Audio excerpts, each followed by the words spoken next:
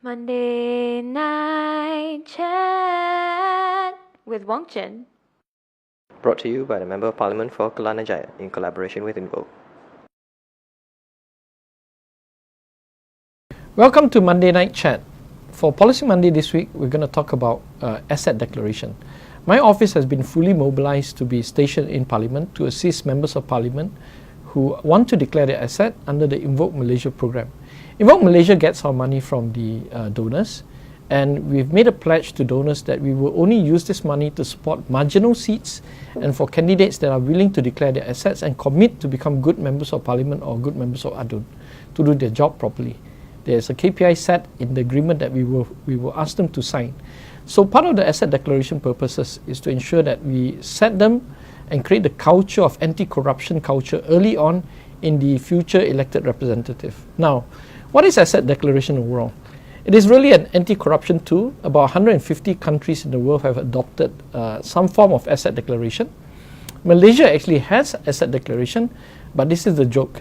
The Malaysian asset declaration of all the ministers, they only declare to the Prime Minister. It's not even open to public. So the question then is, who does the Prime Minister report to? So this system has been in place since Dr. Mahathir's time, and it's high time that we change this system. So for once, we're going to do an asset declaration before you win the election. So a candidate asset declaration is practiced in several countries, including Bhutan. Okay, so let me just get to the point. Why do we declare asset? The point of declaring asset is not really to show that I got so much, you got so little, or whatever. It's not for comparison purposes. It's very simple. It's to track how much money do you have before you get elected. During the time you're in office, you should declare every year or every 2 years, and immediately after you leave office, you have to declare.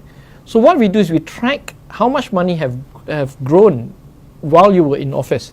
That's the main point of asset declaration. Let me give a very simple example so that you can follow. Let's say a new candidate for GE14 declares that he has 1.5 million of assets. Yeah, he should be about 45 or 50 years old. So 1.5 million is probably right. Is in those kind of range usually. Because property prices, if you have bought a property at the age of 30 or 32, 33, that property would be worth close to about 1 million now. Yeah. So let's just take the example of 1.5 million. If the pay of the Member of Parliament is about 300,000 a year, let's say, for say a simple calculation, and he spends about 250,000 a year on his constituents, helping people, on his own personal expenses. So by right, every year he should have an accumulated wealth of 50,000 being surplus. Now the office is for 5 years, so therefore it's 5 years times 50,000, that is 250,000 growth in his asset. So if he had started in 2017 or 2018 at 1.5 million, after his 5 years service as a Member of Parliament, his wealth should be now 1.75 million. Anything more than that raises a red flag. Anything less than that also raises some red flag, whether he's under declaring things. But then you can start to consider whether he abused his power or not during the tenure. So for instance, if he ends up with 7 cars, 5 million in his bank account, 2 bungalows, then obviously he must have abused his power during his time in office. Yeah. Now this asset declaration was done last Sunday in an event in USJ Summit. So everybody should know by now that your Member of Parliament, Kelana Jaya, has an asset of 2.3 million. Yeah, that is where I'm starting off at that point. And I hope that, if I get re-elected, that my asset will be normal and will grow in a normal organic manner. Yeah, and for my last 5 years, I just want to say this, my asset hasn't really grown at all. I think if it's grown a little bit, nothing significant. But essentially, I drive the same car. Actually, I drive my wife's car, a Suzuki Swift. She drives my nicer Honda CR-V. Okay, that's the way it is. And then I haven't bought any new watches. In fact, I don't buy watches. I don't like watches. I was given a watch by my father on my wedding day, and also by my father-in-law. So you can actually see all my asset details on my website and also on Facebook.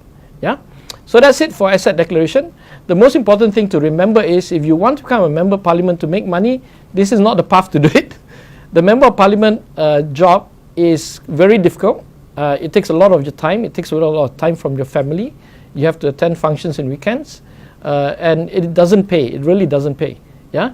so your asset won't be growing tremendously. But it is an honor to serve the people, and it is a great, wonderful feeling to wake up every day to do good and to do your best to save the country. So that's it for asset declaration this week. Okay, we're here at this segment, the 60 seconds with Q&A with me. Assisting me today is Megan. You can see her hand here, I think, roughly. And Kevin, who's holding a time in front of me. Yeah, we were not sure whether you'd actually like this segment or not. But if you do, give us a thumbs up. And if you don't, let us know. So that maybe we can go back to the old Q&A format. Okay, we're ready? Let's start the clock now. Okay, why declare assets? It's very simple. Members of Parliament, I've witnessed a lot of people having like really expensive watches and cars. We will never know where they come from, where all this money come from, unless they declare their assets. So it's very important.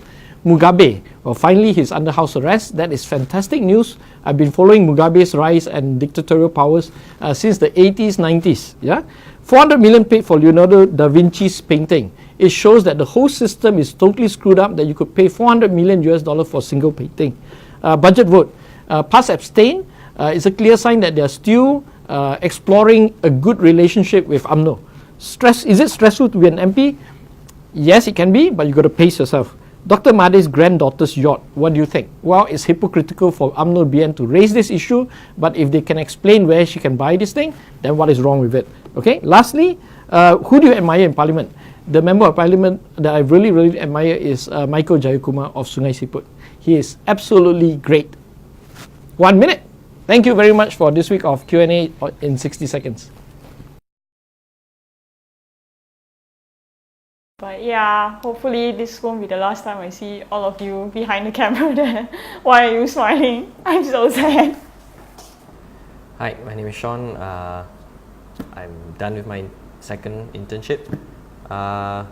It's been a fun experience, and I would certainly recommend it to any one of you out there who's looking for an experience in a political office with a good balance of community work, political work, and policy work as well. So that's it for me, signing off. Hi everyone, it's Cassandra again. Yeah, I'm feeling a bit sad today because it's my last day here. So I'll be starting work at Zaid Ibrahim and Co., otherwise known as Zico Law, on Wednesday. So what have I learned here? Well, I've learned a lot of things. Well, mostly that people are very difficult to manage. Being a politician is not an easy job. I could go on and on because I actually do have like a whole list of things, but my thought process is usually quite messy. So if you do want to find out what it's like working for a politician, I suggest you come here and intern during your school holidays or something like that, or maybe take a month or two off work to intern here. So yeah, this will probably be the last time I'll be on the camera. So bye everyone.